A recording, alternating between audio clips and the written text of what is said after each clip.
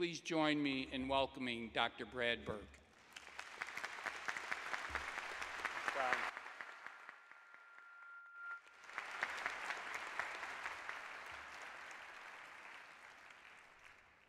President Braveman, members of the faculty, trustees, parents, friends, and most importantly, the men and women of the class of 2014. Congratulations. It's great to see all of you and to be part of this wonderful day. It's an honor for me to share this special day. You are graduating, beginning the next phase of your life in a challenging time in our nation's history. America is slowly coming back from the worst economic shock since the Great Depression. The job market that awaits you has yet to fully recover, and there are too few opportunities for new graduates. These are daunting challenges. How shall we collectively overcome them? How will each of you individually overcome the personal challenges that you will face in your own life?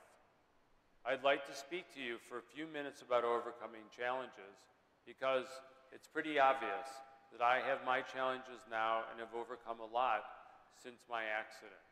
And so what I hope you'll take away from my talk today is the importance of mindfulness and the importance of paying attention to your feelings and emotions as you face challenges. So 5 years ago, Memorial Day of 2009, I was riding my bike like usual on holidays, and I live on the east side of Canandaigua Lake. And there's a big bluff that allows me to have this wonderful view of the entire lake below me. And then there's a big hill and a hairpin turn. And I like to go fast around that turn like a motorcyclist leaning into the turn. So standing on the bluff, I look all the way down the road to make sure there are no cars coming, and then I head down that hill. But this particular day, as I came around the hairpin turn and started to bank, I suddenly saw this big white car right in front of me. And so I tried to lay my bike down and slide under the car, but I blew my tire, and next thing I knew, I was flying over the handlebars, and I hit my head and I heard a snap. And I was lying on my side, and suddenly I realized I couldn't feel or move my legs, and my right arm was out in front, and I could see it, and I started to pull it back, and it stopped moving. And when I was in my residency, I'd worked at a Veterans Administration hospital, so I knew what a spinal cord injury was, and so I knew I had one. And then I started panting, and I realized that I had a high-level spinal cord injury because my diaphragm wasn't working. So I was actually at that moment wondering, was I going to live or not? But I panted pretty hard, and I managed to keep breathing, and the man who was in the car came out, and he took my cell phone, and we called my family, we called 911, and Rochester has an amazing emergency service and trauma service, and within an hour, I'd been helicopter lifted to my own hospital, Strong Memorial Hospital. I was down in the emergency department, and within 3 hours, they were operating on me, and they'd fixed my spine, and now began the long process of recovery. And so what I'm going to talk to you about today are the challenges that I've faced, how I've overcome them, and I want to make 4 points today. So first, I want to tell you that challenges make us better people. After that injury, I spent 4 months in the hospital. And that caused me to completely rethink what it means to be a doctor and what it means to be a patient. I learned firsthand the importance of the very most basic principles in healthcare: treating patients with dignity and respect, showing compassion and attentiveness, valuing the patient and family as integral members of the healthcare team. So when I was able to return to my position, as you heard, I initiated this program, which we call Patient Family-Centered Care. And I'd been transformed, and it made me a better physician, a better CEO, and a better person. This may sound hard to believe, but I actually think in many ways, parts of my life are better now than before the accident. Most significantly, I'm a much stronger person than before. That's the power of overcoming a big challenge. Challenges that scare you are the ones that transform you and can make you a better person. So the second point is you're capable of much more than you realize. A big challenge can be a gift because it pushes you beyond what you thought was possible. It teaches you what you are truly capable of. That was certainly true in my case. In the early months of my accident, I was unable to do the simplest things in my life. I couldn't blow my nose. I couldn't brush my teeth. I had to be fed and bathed. And there were times when I doubted how much of a recovery I'd be able to make and whether I'd be able to come back to work and resume my career. But there are a lot of sources of strength. And the key parts of sources of strength is its people. So take a good look around at your friends. Try to find your family and your loved ones, because those are the people who are going to give you strength. In my case, it starts with my providers. Every day, I'd spend an hour and a half in the morning with my occupational therapist, and then an hour and a half in the afternoon with my physical therapist. Those people became my companions, my tormentors, and my cheerleaders. And you develop a really great relationship with them. Same thing with the people who bathed me and helped me get dressed.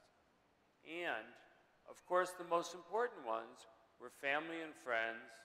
And then I discovered two other things, two emotions, two feelings that were critical, which were spirituality and hope.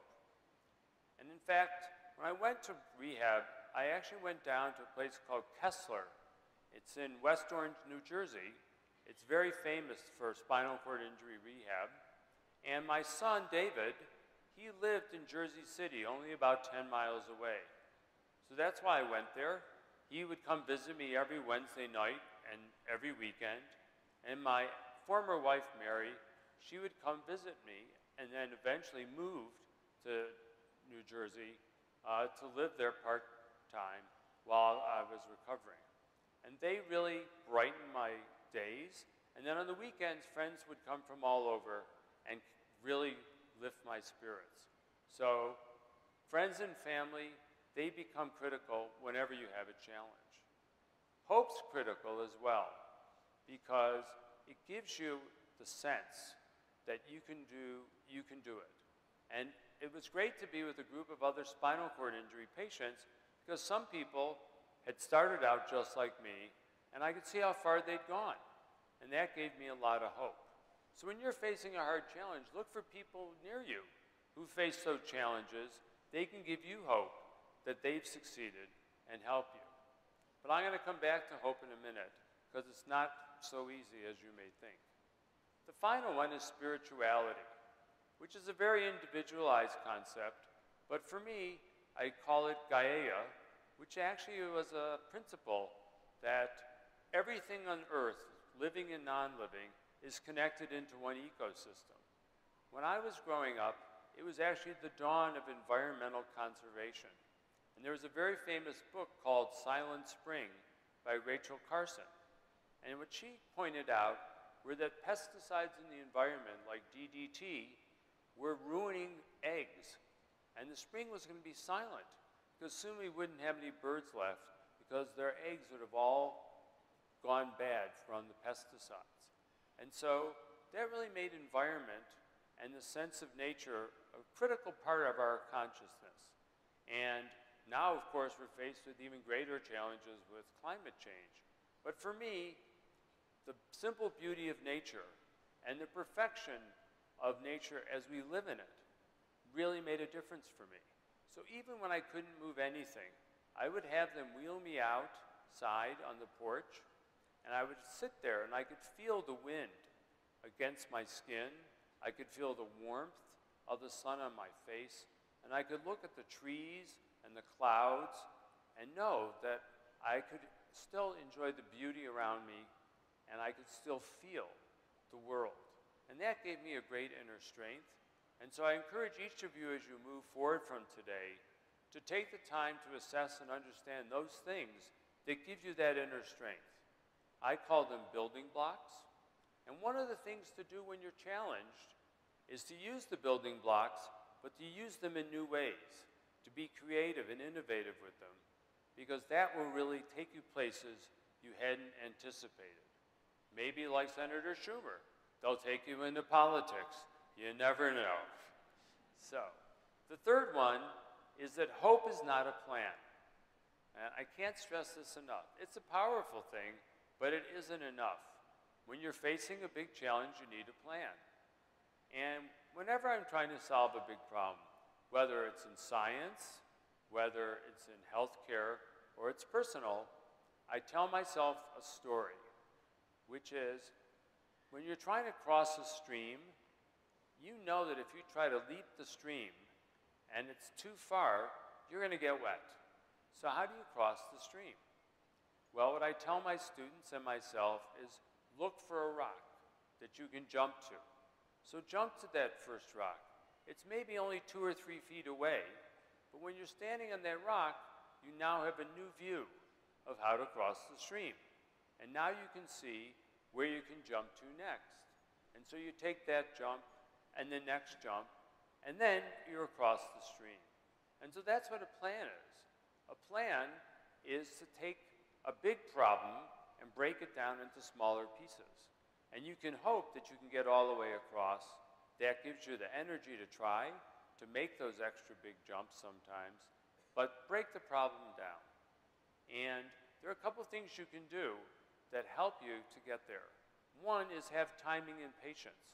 Maybe you have to wait till the stream slows down a little bit to make your jump. And that happened to me. When I was finally learning to eat, I was so weak that I could only bring the fork to my mouth once or twice, and then I'd be exhausted. That was so tiring, it was depressing. So I said, I gotta get stronger before I learn to eat. And sure enough, in another month, I could do just fine eating by myself. Same thing, I entertain out a lot, and I really like to have a glass of wine, and we all toast each other. Well, I could only hold the plastic cup. And so when we toast each other, everybody else's glass would go clink, and mine would go clunk. And that doesn't make for a very good toast. So another key part of planning is practice. It takes hard work. So at home, I would get a plastic wine glass, and I'd practice picking it up and holding it and not spilling it. And I got pretty good at that. And then I started with a regular glass wine glass, and I practiced that at home. And then finally, when I went out one day in public, I had no problem picking up my wine glass and making a good toast. So, practice. That's how you're going to be good at making your plan. Don't try it without thinking about what it is you need to do, and practice to do that. So, now I'm very comfortable in all settings, not just with wine, but with water, etc. And I think that's part of a good plan. It gets you to a place where you can feel comfortable. So the final piece of a challenge I want to tell you about is about feelings. When I was in medical school, we were taught that doctors should be dispassionate. If you let emotions cloud your judgment, you might not make the best clinical decision. I now believe that that's totally wrong. My accident taught me that doctors who are emotionally invested in the care of their patients are the best doctors, because it allows them to communicate much more effectively with their patients. We all communicate with each other through our feelings and our emotions. You can't not have a conversation without seeing whether the person's happy or sad or angry. So how can you possibly communicate with your patients if you don't reach down for that most basic of human interactions?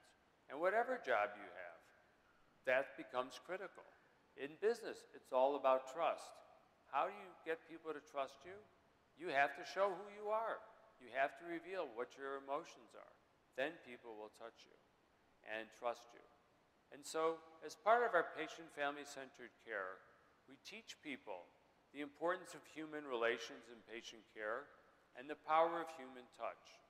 Most of you have seen the television spots that the University of Rochester Medical Center puts up. We rarely have any dialogue. What we do is we show people and providers working together, interacting with each other, and touching each other. And that is the real power. That is an enormous way to communicate and really enables us to be very effective. But we do have to talk to each other, and there are 3 points I want to make about this. The first one is compassion, which is we need to show that we care. You really want someone who you know cares for you, and that's the compassion. You need attentiveness. We need to pay attention to show that we care. And how do we do that? Well, we talk to people about things that matter to them. And that means you have to pay attention and listen to them. And so we can convey to our patients our compassion and our attentiveness by communicating well. And so the third part is we have to communicate well.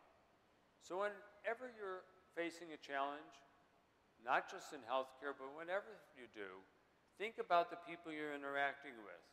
Try to understand them, that's the compassion. Try to be attentive to their needs. Put yourself in their shoes, and then think about how you communicate effectively to them.